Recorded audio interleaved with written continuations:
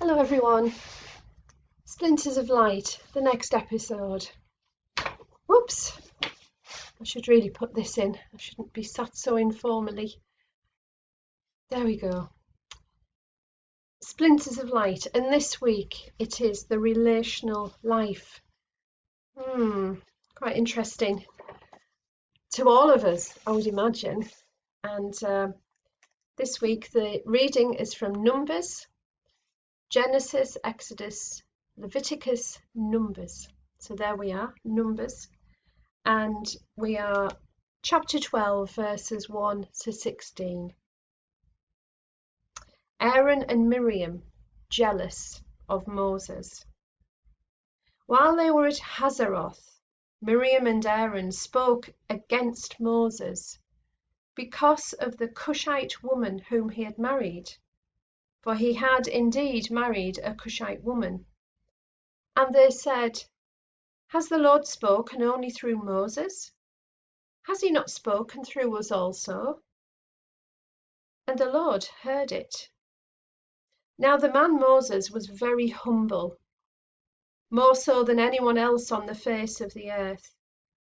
Suddenly the Lord said to Moses, Aaron and Miriam, Come out, you three, to the tent of meeting. So the three of them came out. Then the Lord came down in a pillar of cloud and stood at the entrance of the tent and called Aaron and Miriam, and they both came forward. And he said, Hear my words. When there are prophets among you, I, the Lord, make myself known to them in visions. I speak to them in dreams. Not so with my servant Moses. He is entrusted with all my house. With him I speak face to face, clearly, not in riddles, and he beholds the form of the Lord. Why then were you not afraid to speak against my servant Moses? And the anger of the Lord was kindled against them, and he departed. When the cloud went away from over the tent, Miriam had become leprous, as white as snow, and Aaron turned towards Miriam and saw that she was leprous. Then Aaron said to Moses, O my Lord, do not punish us for a sin that we have so foolishly committed. Do not let her be like one stillborn, whose flesh is half consumed when it comes out of its mother's womb. And Moses cried to the Lord, O God, please help her.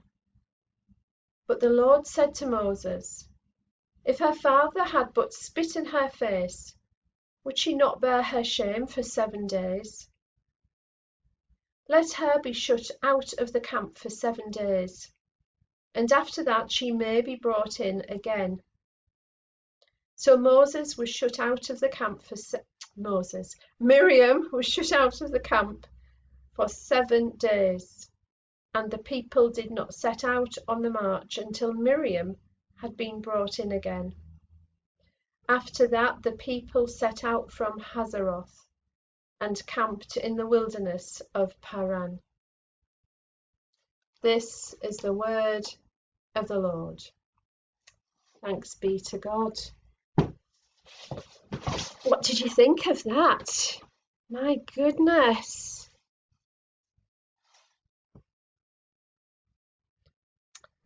While I was not very well after the operation, quite often Jeff would have to do the cooking for the first 3 weeks, and it would be quite late for him to be cooking, and I would just be sat there driving him crazy because I was frustrated at not doing much.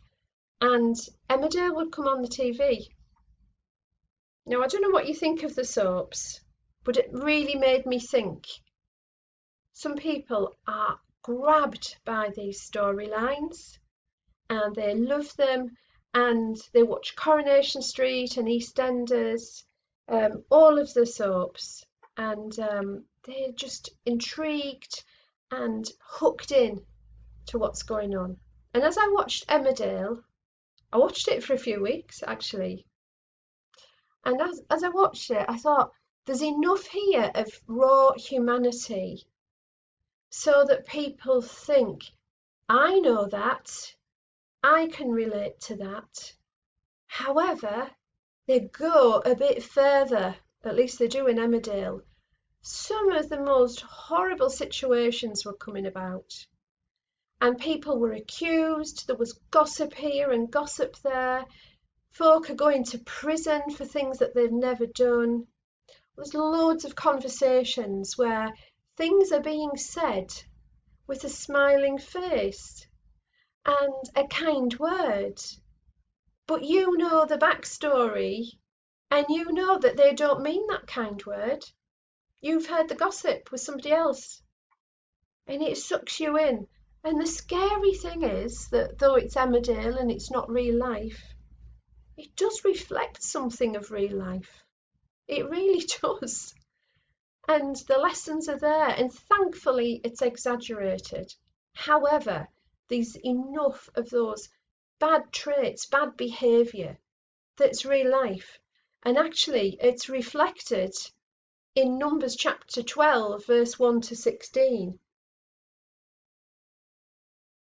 At the end of the day, we know as Christians that we are called to love God with our heart, mind, soul and strength, and love our neighbour as ourselves. How on earth can we have good relationships? How can we love our neighbour as ourselves when we are engaging in gossip and willing to have hardness of hearts and willing to get jealous? Well, let's reflect on that as we go forward. Book of Numbers, what do we know about it? Well, it outlines the wanderings of the people of Israel. Moses led them out from Egypt, and what happens? They settle at Mount Sinai for a short while, and they're given the stone tablets, the 10 Commandments, and they move on. And already they're starting to forget that this is God with them. He's a God who saves. They are the promised people, and He is their God of promise, who keeps His promise. They've already forgotten it. There they are, they're going on. They send spies out to the promised land, 10 of them. And Joshua and Caleb come back and they say, jobs are good done, we can go in and take the promised land. God is with us. The other 8 come back, the spies, and they say, it's a land full of giants, it can't be done. So the leaders of that time say, no, we can't do it. Already they have lost their trust in God, despite all that He's done for them.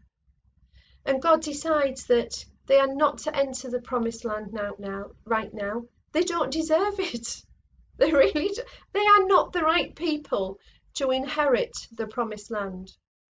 So He has them wander around in the desert for another 40 years.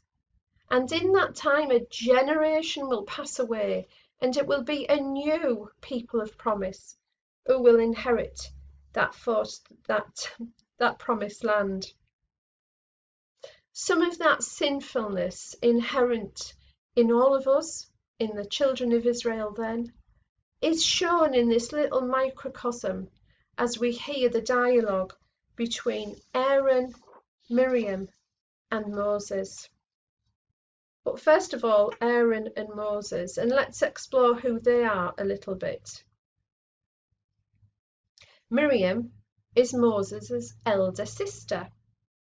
It is she who would have seen the baby Moses bobbing along in the basket down the river when Pharaoh was wreaking carnage on all baby boys because the children of Israel were multiplying and fruitful, and he decided to have them killed and not allow them to survive.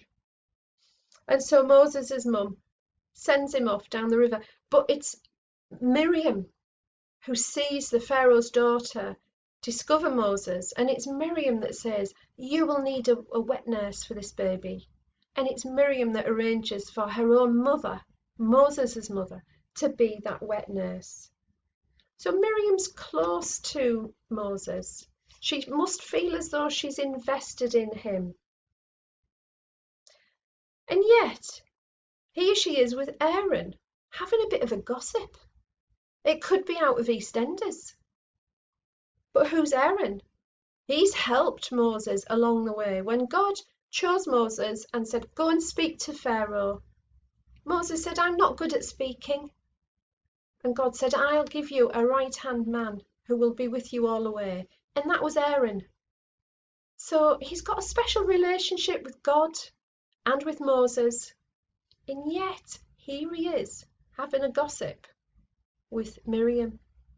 And the subject of the gossip is this new wife. It could be out of Emmerdale.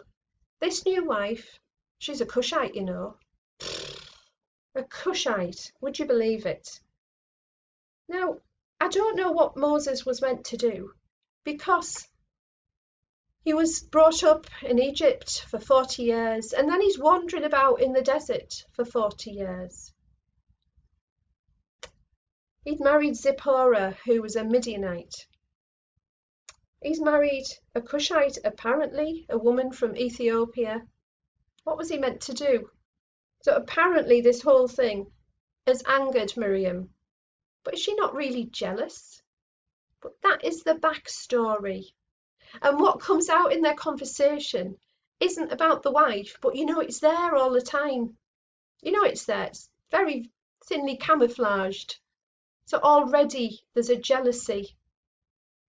And what comes out is that Moses thinks he's more important than us.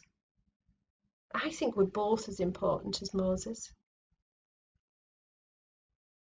Could be Emmerdale, but God hears. God hears and orders them outside the tent of meeting, and he grasps the nettle and he removes that nettle right down to the roots. That jealousy is underlying that conversation, and God understands. He sees through the lot and he deals with it. And you know what? It's a really good reminder to all of us, you know, that God sees everything. We might think these motives that are not very helpful, I've got them really well hidden, and actually I'm not going to look at them either. And they'll come out in veiled, camouflaged ways, but they will come out and they will infect our behaviour and our attitude towards people, and God will know. And that's why, whereas Miriam and Aaron might not have had that self-awareness, we need to be examining ourselves, because our relationships are so precious.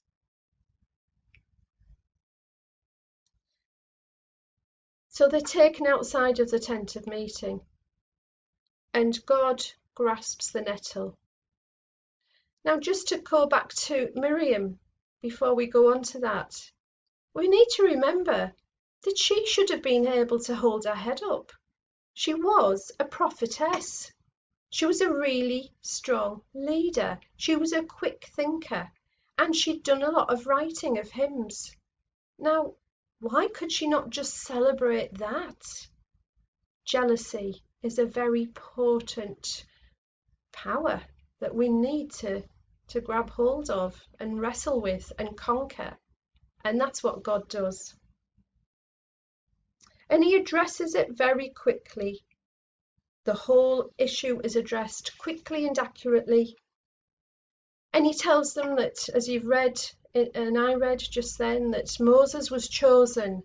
He was chosen for a special mission to lead the people of Israel. He's in charge of the whole house, God says. Other people, like prophetesses like Miriam, will see God in visions. But Moses meets with God in a form that our human frailty can meet with, that's possible for that meeting to happen. But Moses doesn't have a vision. He has God himself in a form. Our actions and our hardness of hearts always have consequences. And it's discovered that Miriam has leprosy. Now, it says in our Bible reading that Moses was a very humble man. And that humility really shows, and that grace immediately shows, because Aaron and Miriam plead with him, don't let Miriam be cast out for 7 days. Plead with God on our behalf, Moses. Suddenly, Moses is important. When they're in need, he's important, and he can plead with God on their behalf. And Moses, bless him, he does. And as we heard, God decides, well, there needs to be consequences to this hardness of heart and this jealousy and this bad behaviour. And the consequences are to stick. She is white as snow. Leprosy was very, very disabling and very unsightly. And it just made me wonder if we had hardness of heart and unkind thoughts, if it was to show on us like a boil, would we continue? Would we? If we would be immediately cast out from relationships with those we ought to care about, would we continue with those hardness of hearts and bad thoughts? Would we? Because it might not show on the outside, but it still has consequences when we are unkind and we think meanly about people. But Moses responds beautifully to Miriam's plight. And of course we have God's response. If her father was to spit in her face, she would be excluded from community for 7 days. And then she can be brought back. And that will happen now to Miriam. Now that tells us a lot. For spitting in someone's face was considered the ultimate insult and a sign of shame imposed on wrongdoers. If we think about it, during the passion and crucifixion of Jesus, the religious leaders spat in the face of Jesus to insult him. Harbouring resentment, jealousy, having a critical heart, it might not be physically visible to us, but it's visible to God and just as serious a sin. God punished Miriam for her smug attitude, not only to Moses' authority, but to God's authority. He did strike her with leprosy and then ordered her to be excluded for 1 week. That was actually quite lenient a punishment. God was merciful, but he was still returning an effective discipline. And it's a discipline that we need to apply to ourselves. We are called to love our neighbours as ourselves. So as we go forward from here, let's remember that our relationships are so important. They're given to us to bless and not to curse. So what is my motive when I say something to someone that may be very thinly veiled? A hardness of heart, a jealousy, criticism, even spite. Human traits are often not something that God would rejoice in. And just admitting that to myself, to yourself, is a first step to changing that behaviour. What if our behaviour, our lack of love, was seen by God just as much as if we had boils or leprosy?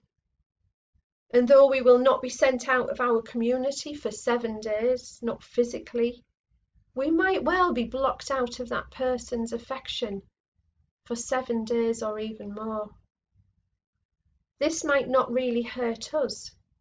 We might not even be aware of it, but it will hurt us in the end, because what will be wounded is that relational life. And God calls us to be a people just as much as he called the children of Israel. We were made for one another, made to bless each other and not to curse. Through relationships, God can raise people up. He can grow them in their faith. He can heal wounds. or we can inflict them. Let us be mindful of this story of Miriam and Aaron getting it wrong. And let us instead sharpen up our self-awareness and ask ourselves, whatever it is that might be ringing an alarm bell right now, in our heads, in our hearts. Is there something there? Is it kind? Are our motives pure? And will this bless someone? Is this conversation something that could be happening in Emmerdale, Coronation Street or EastEnders? And if it is, let's keep it to ourselves. Relationships are precious. And if we put our own human relationships out of kilter, our relationship with God will be out of sync too. So let us treat relationships as precious and build up a community of love. Amen.